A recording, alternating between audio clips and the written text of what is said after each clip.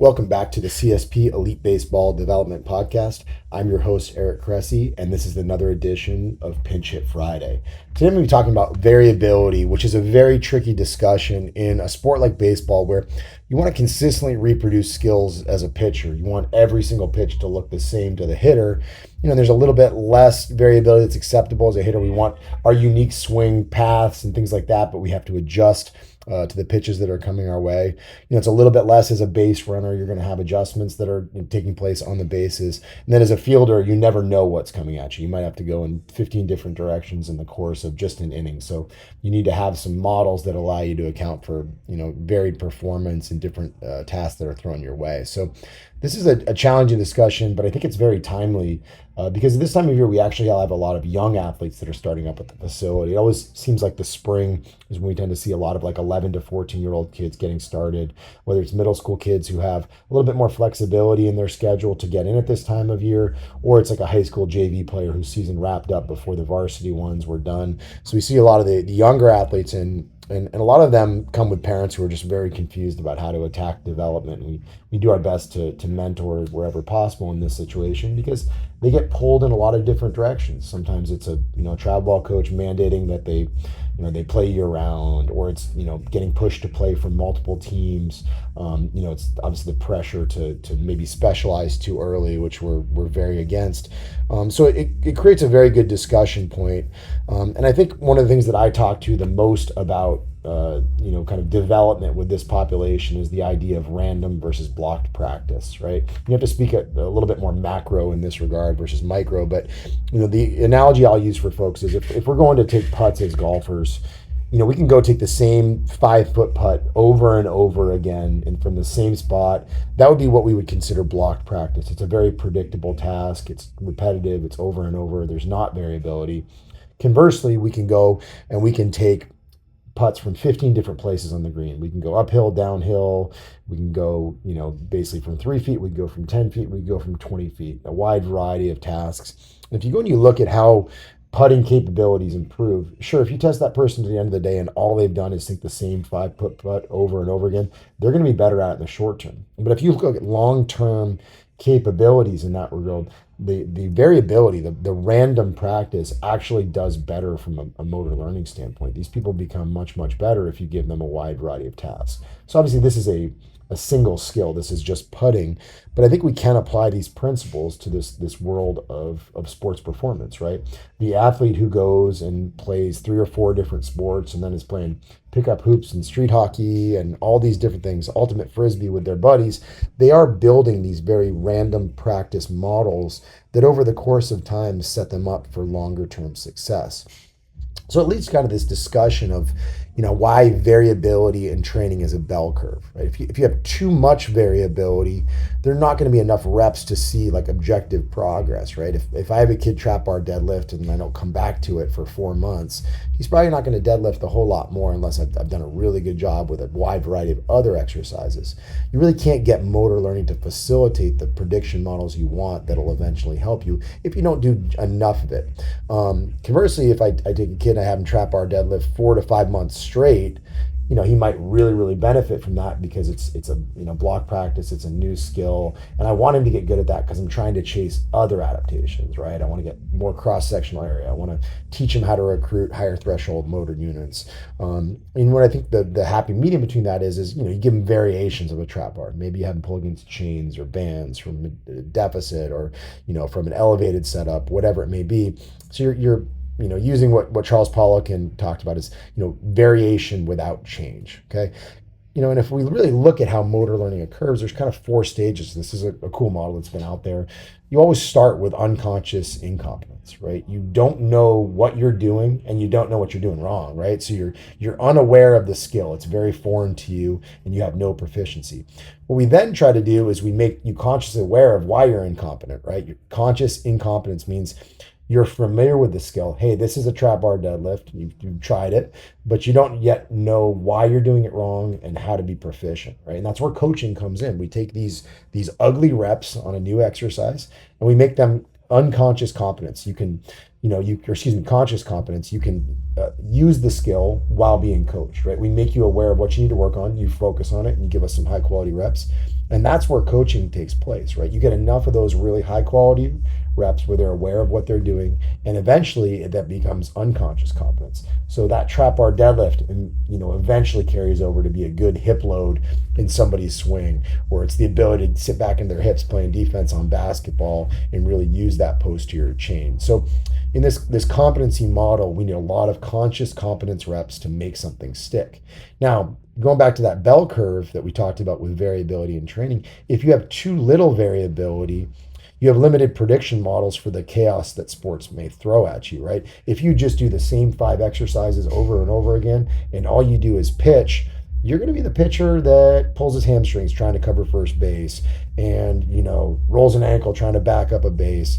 You see more pattern overload in these individuals. They get more overuse injuries because they do the same thing over and over again, and they don't understand how to share stress over multiple joints. So it is a very complex thing. I think we see this a lot in baseball in the Far East. There was actually one particular study that will blow your mind in terms of Japanese young pitchers. They looked at boys and girls ages 9 to 12. It was a study from Okamoto in 2016.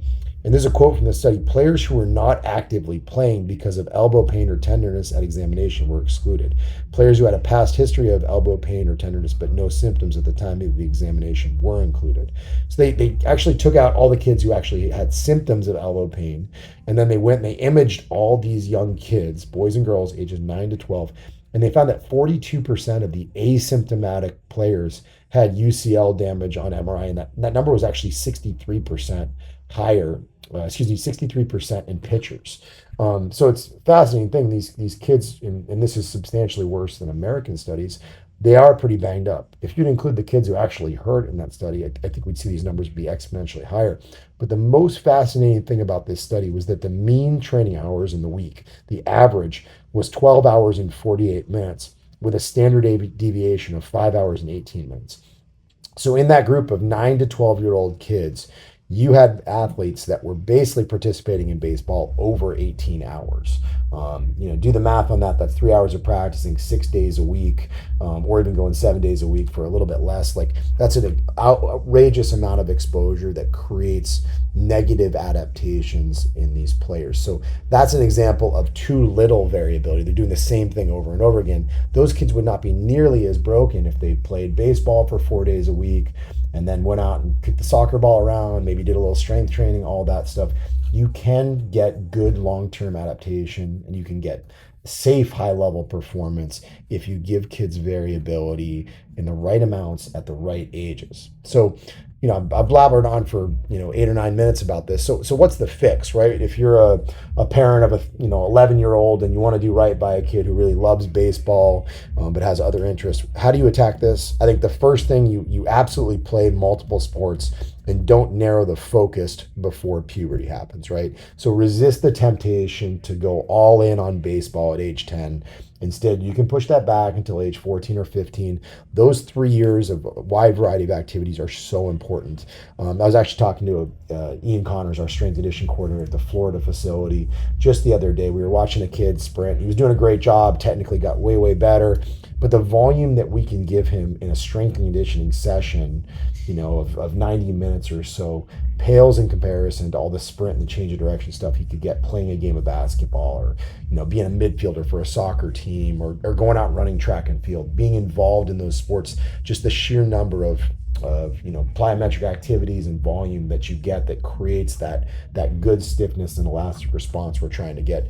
It's not even close. So you got to play multiple sports, do a wide variety of activities at a young age.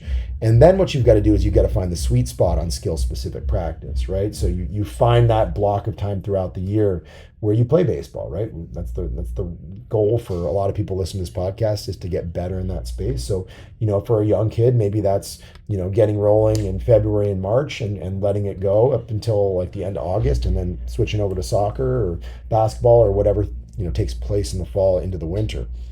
But you do need to have enough exposures to baseball to create some of those adaptations you want, right? You've got to learn how to get some hip shoulder separation that you might not create in a sport that doesn't have as much rotation. And we know in the baseball population, you have to throw enough to preserve your humeral retroversion, which allows you to lay your arm back a little bit. It's actually a little warping of the growth plate that gives rise to, some adaptations that I think protect the shoulder and the elbow. So you do need to throw enough to create adaptation. This is also why you don't see a whole lot of people just take up pitching at age 18 and turn out really, really good with it, like you might see with someone who decides to play, football for the first time as a senior in high school. And then last but not least, you integrate strength conditioning starting around age 11. And the reason is very, very simple. It delivers variability safely, right? You can get exposed to a wide variety of activities in a controlled climate. And most importantly, it gives you adaptations across a number of systems, right? You get endocrine benefits. We know, athletes have greater androgen receptor content in tissues after strength training. So they're more responsive, to the testosterone surge that happens during puberty.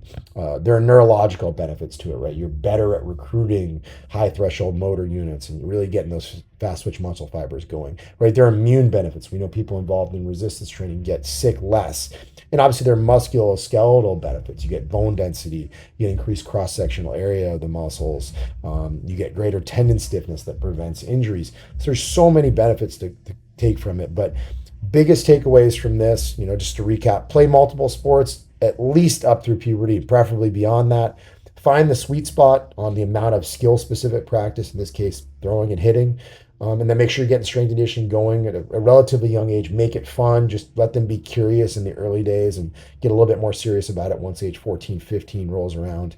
Make sure you integrate a lot of that random practice that comes both from playing multiple sports and from having good quality strength and conditioning, coaching and programming in place. And just remember that variability in training is going to be a bell curve. You got to have enough, but not too much. And when you have too much, usually you don't learn very well. And when you have very, very little, you usually don't adapt very well. So we've got to find that sweet spot right in the middle. At the end of the day, do what keeps athletes healthy. And for centuries, they've figured out how to adapt and chase higher levels of performance.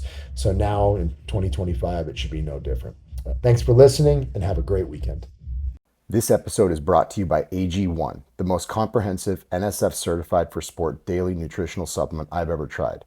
With so many stressors in life, it can be difficult to maintain effective nutritional habits and give our bodies the nutrients they need to thrive. As a father of 3 young kids and a co-founder of multiple businesses in multiple states on top of still being an avid exerciser, I know that busy schedules can really take their toll on us. Whether it's poor sleep, exercise or life stressors, environmental factors, or simply not eating enough of the right foods, we can often wind up deficient nutritionally. This is where AG1 can really help. It's a game-changing nutritional insurance policy. They simplify the logistics of getting optimal nutrition on a daily basis by giving you just one thing with all the best things. That's why I use it daily, as do several of my family members, and we recommend it to a lot of our top athletes. 1 scoop of AG1 contains 75 vitamins, minerals, and whole food sourced ingredients that work together to fill the nutritional gaps in your diet to support energy, focus, digestion, and recovery. And this can all happen for less than $3 per day and without taking multiple products. While most nutritional supplements come to market and stay stagnant, AG1 continues to obsessively improve this one holistic formula based on the latest research, producing over 50 improvements in the last decade alone. They invest in the most absorbable and natural source of each ingredient and go above and beyond in third-party testing to ensure their customers continue to receive the highest quality and best tasting nutrition happen on the planet. Whether you're keto, paleo, vegan, dairy-free, or gluten-free, it'll work for you, and it contains less than 1 gram of sugar per serving. They put 75 ingredients through the rigorous NSF certification test to come up with a safe formula that's trusted by some of the world's top athletes, including many of our own at Cressey Sports Performance. Right now, AG1 is giving our listeners a special offer of 10 free travel packets with their first purchase. Just head to drinkag1.com/Cressey and claim this special offer. These travel packets are perfect for supporting your immune system, energy, and gut health while you're traveling for games, training, or simply on the go. They can be great counterbalance to the less than ideal on-the-road food options that are out there for a lot of our traveling baseball players. So if you want to bridge the gap between deficient and optimal and give yourself the best chance of getting nutrient diversity, head to drinkag1.com/Cressey to get 10 free travel packets with your first purchase. Again, that's drinkag1.com ag1.com/Cressey, Cressey. You won't regret it.